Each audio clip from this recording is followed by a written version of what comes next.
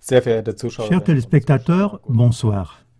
La première partie de notre série, La guerre américaine pour les ressources, présente un document portant le titre « La doctrine de la guerre irrégulière de la flotte de guerre américaine ». Le document donne un aperçu de la carte du monde avec ce qu'on peut appeler un croissant d'instabilité. Celui-ci définit les pays qui, premièrement, possèdent les plus grandes réserves stratégiques du monde, et deuxièmement, les pays dont Washington aimerait s'approprier et contrôler les abondantes ressources. Mais la doctrine de la guerre irrégulière de la flotte de guerre américaine, mentionnée ci-dessus, n'est pas le seul document, loin de là, qui atteste la guerre américaine pour les ressources mondiales.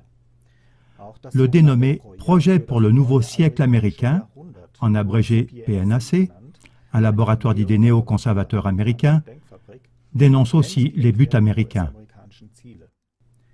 L'un d'eux serait d'imposer son contrôle total sur cette terre, sur les énergies, surtout sur le pétrole. Car, comme le disait jadis le politologue américain et ancien politicien Henry Kissinger, celui qui contrôle le pétrole contrôle le pays. L'exemple de la Russie montre clairement que ce but du contrôle américain global sur les énergies ne concerne pas que le croissant d'instabilité mentionné ci-dessus. En Russie aussi se déroule une guerre acharnée au sujet des ressources, comme nous l'expliquerons dans ce qui suit. Après le déclin de l'Union soviétique en 1991, le temps était propice pour s'approcher des ressources russes. Il en était ainsi lorsque le premier président russe, Boris Eltsine, de 1991 à 1999, a entrepris la privatisation et la liquidation des entreprises étatiques, l'industrie de l'aluminium, l'exploitation du pétrole et du gaz jusqu'à l'extraction du charbon, etc.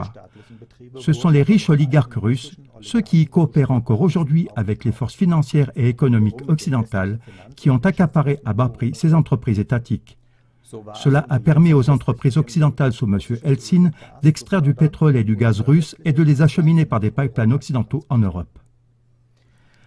Lorsque Vladimir Poutine est devenu président en 2000, il a annulé cette privatisation de l'industrie de l'énergie entreprise sous Eltsine et il l'a de nouveau nationalisée. C'est aussi la principale raison pour laquelle Poutine est continuellement dénigré et pour laquelle on essaye par tous les moyens de provoquer un coup d'État. Cependant, la Russie ne se laisse pas si facilement abattre dans cette épreuve de force à propos des énergies russes. Après que l'État russe a rapatrié le groupe pétrolier Yukos, qui avait été racheté et privatisé par l'oligarque Mikhail Khodorkovsky, la Russie aurait dû payer une indemnisation aux anciens propriétaires. C'est ce qu'avait statué un jugement de la Cour de justice internationale de La Haye. Cependant, le tribunal constitutionnel russe a avisé mi-juillet 2015 que les indemnisations ne devaient pas être payées. Le droit russe serait situé au-dessus du droit international, a argumenté le tribunal. Il y a également une guerre violente en ce qui concerne le débouché du gaz naturel russe. Sur ce point, Washington n'a jamais fait de mystère sur son intention de reprendre le débouché européen à l'entreprise de gaz naturel russe Gazprom. Cela en mettant la pression politique sur ses acheteurs, par exemple l'Ukraine ou la Bulgarie. C'est ainsi que le projet de gaz South Stream a échoué, parce que la Bulgarie sous pression américaine s'est opposée à ce projet.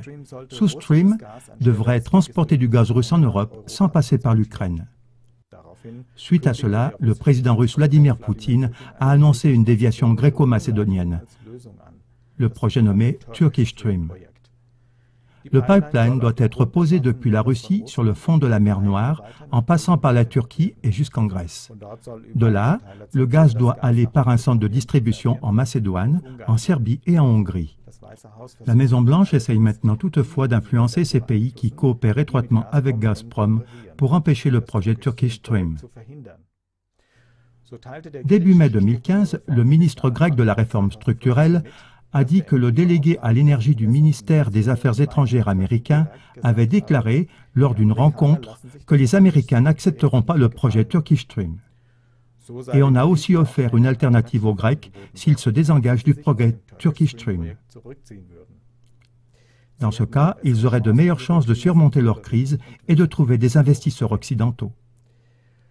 Mais Washington a d'abord échoué dans sa tentative de mettre la pression sur le nouveau gouvernement grec, ce qui a tout de suite eu les conséquences suivantes. Le président Barack Obama a retiré son ambassadeur à Athènes à cause de son travail peu efficace. Mesdames et messieurs, l'émission suivante montrera comment le gouvernement américain essaye par tous les moyens également en Europe d'acquérir le contrôle des énergies. La Russie doit être évincée du marché européen et ainsi être affaiblie économiquement. La lutte pour se saisir des ressources russes continue.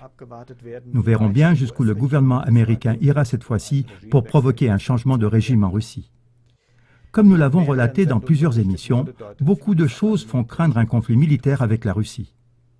Dans la partie 3 qui viendra bientôt, la question sera de savoir dans quelle mesure la crise grecque est aussi en rapport avec une guerre pour les ressources. Je me réjouis de pouvoir de nouveau vous saluer sur Klagmor TV. Bonne soirée.